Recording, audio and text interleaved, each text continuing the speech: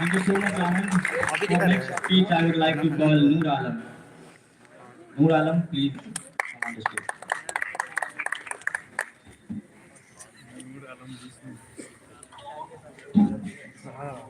मेरी जज्बात से इस कदर वाकिफ है मेरी कलम, मेरी जज्बात से इस कदर वाकिफ है मेरी कलम कि मैं इश्क लिखना चाहूँ तो इनकलाब लिख देती है। प्राचार्य महोदय, शिक्षकगण एवं मेरे प्यारे साथियों, मैं नूर आलम आप सभी के बीच में कुछ शब्द साझा करना चाहता हूँ। दोस्तों, जैसा कि हम सभी आज जानते हैं कि पूरे भारत में 79 स्वतंत्रता दिवस मनाया जा रहा है, परंतु ये स्वतंत्र भारत हमें ऐसे ही नहीं मिला। इसे स्वतंत्रता दिलाने के लिए कई सेनानियों ने शहीद हुए, जैसे महात्मा गांधी, सुभाष चंद्र बोस और डॉक्टर सरदार वल्लभ भाई पटेल जैसे नेताओं ने हमें आजादी दिलाई। तब जाकर 15 अगस्त 1947 को हमारे देश ब्रिटिश शासकों से आजाद हुई थी। तब इसके बाद डॉक्टर भीमराव अंबेडकर साहब ने 2 वर्ष 11 महीना 18 दिन में संविधान लिखकर 26 नवंबर 1949 को तैयार कर दिया और 26 जनवरी 1950 को इस मुल्क भारत में कायम कर दिया था। और उन्होंने ही बताया कि law is equal for everyone, कानून सभी के लिए बराबर है और आज हम आजाद हैं। कहने के लिए तो आजाद बहुत छोटे से शब्द है, लेकिन इन्हीं से छोटे से शब्द के लिए लोगों ने अपने प्राण तक दे दिए। लोगों ने अपने प्राण तक दे दिए, परंतु आज हम भाग्यशाली है कि हम सब स्वतंत्र भारत में जन्म लिया। प्राचीन, मध्यकालीन और वर्तमान भारत से उदाहरण से स्पष्ट करना चाहूंगा कि जब हम फिरंगियों के फेरे में फंस गए थे, तब रंग दे बसंती चोले के एक आवाज पर टोले टोले के लोग उमड़ आते थे और उनके वंदे मातरम की नारा से खूनों में आने वाला 5-5 डिग्री का तूफान अंग्रेजी शासनों के जड़ में तूफान ला देता था। लोग मर जाते थे, मिट जाते थे, फांसी चढ़ जाते थे, तो वो भी अपना देशभक्ति साबित कर रहे होते थे। उसके बाद 62, 65, 71 के युद्धों में सुहाग गवा देने वाली औरतें, जब घर की हालात ये हो जाया करती थी कि प्यार भी भरपूर गया, मांग की सिंदूर गया, प्यार भी भरपूर गया, मांग की सिंदूर गया, नन्हे नन्ही हालों की लंगोटियां चली गई, छोटी छोटी बेटियों की चोटियां चली गई, बाप की कमाई गई, भाई का पढ़ाई गई। ऐसा एक विस्फोट हुआ कि पता ही नहीं चला कि जिस्म की कई कई ब्यूटियां चली गई। आपके लिए एक आदमी मरा साहब, लेकिन मेरे लिए तो घर की रोटियां ही चलेगी। मेरे लिए मिट जाते थे, फांसी चढ़ जाते थे, तो वो भी अपना देशभक्ति साबित कर रहे होते थे, क्योंकि ये उस दौर की देशभक्ति की कसौटी थी। उसके बाद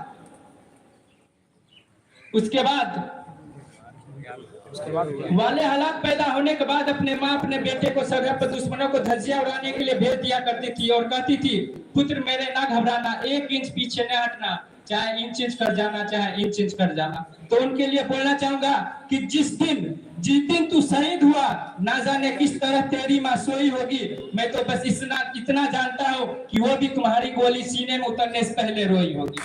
इस तरह पूरा परिवार अपना देशभक्ति साबित कर रहा होता था। तब देश बलिदान मांगता था, तब देश लड़ जाने को कहता था, मर जाने को कहता था, मिट जाने को कहता था, फांसी चढ़ जाने को कहता था। किंतु आज देश लड़ जाने को नहीं कहता, मर जाने को नहीं कहता, मिट जाने को नहीं कहता। मेरे विचारों में कोई व्यक्ति अपनी काम पूरी मेहनत, पूरी ईमानदारी और पूरी लगन से करे तो वही सच्चा देशभक्ति है, वही सच्चा राष्ट्र प्रेम है।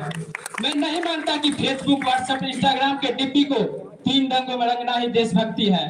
अगर आप कहेंगे कि साल में 2 बार अपने हाथों में तिरंगा ले लेना ही देशभक्ति है, तो मैं पूछना चाहूंगा साहब, फुटपाथ पर रहने वाले बच्चे जो ट्रैफिक के छांव में नंगे पांव में तिरंगा बेच रहा होता है, तो क्या आप उसे देशभक्ति कहेंगे? नहीं, ये उसकी देशभक्ति नहीं, ये उसे पेट के भूख की शक्ति है जो उसे ऐसा करने पर मजबूर देता है। क्योंकि न मस्जिद को जानते हैं, न शिवालयों को जानते हैं, न मस्जिद को जानते हैं, न शिवालयों को जानते हैं। जो पेट के भूखे होते हैं ना साहब, वो सिर्फ निवालों को जानते हैं, वो सिर्फ निवालों को जानते हैं। अपने परिवार और अपने समाज के देश के लिए समर्पण का भाव है देशभक्ति, और उन देशद्रोहियों के लिए जीवन का तूफान है देशभक्ति, ताकि हर देशद्रोह ये समझ सके कि अगर तू परिंदा है तो ये आसमान तेरी है, अगर तू परिंदा है तो ये आसमान तेरी है, अगर तू दरिंदा है तो ये शमशान तेरी है। भाईचारे से रहना है तो रह इस जमीन पर, नहीं तो ये कब्र तेरी है और ये कब्रिस्तान भी तेरा है। You know, longevity is not just about living. सके कि अगर तू परिंदा है तो ये आसमान तेरी है, अगर तू परिंदा है तो ये आसमान तेरी है, अगर तू दरिंदा है तो ये शमशान तेरी है। भाईचारे से रहना है तो रह इस जमीन पर, नहीं तो ये कब्र तेरी है और एक कब्रिस्तान भी तेरा है। लेकिन एक देशद्रोही से देशभक्ति तब आहत होती है जब एक बेटे अपने बूढ़े माँ को उस वृद्धा आश्रम की चौखट पर छोड़ आता है। जब एक देशद्रोही तब खड़ा उठता है जब कोई व्यक्ति परेशानी में रहता है और उनके फोटो वीडियो बनाकर अपने लाइक बढ़ाने के चक्कर में लगा रहता है। और आज के इस युवा दौर में जिनके ऊपर अपने देश की जिम्मेवारी थी, अपने समाज की जिम्मेवारी थी, और वो युवा आजकल प्यार मोहब्बत के चक्कर में पड़ा हुआ है। तो मैं बता दूं कि प्यार मोहब्बत एक अंधा है। आज तक आपने अपने माँ बाप के साथ 1 साल से अभी तक 20 साल हो गया, उनसे आज तक आपको प्यार हुआ ही नहीं, और कॉलेज में आती है एक सुंदर सी कन्या को देख लेते हैं, कहते हैं हमें उनसे प्यार हो गया।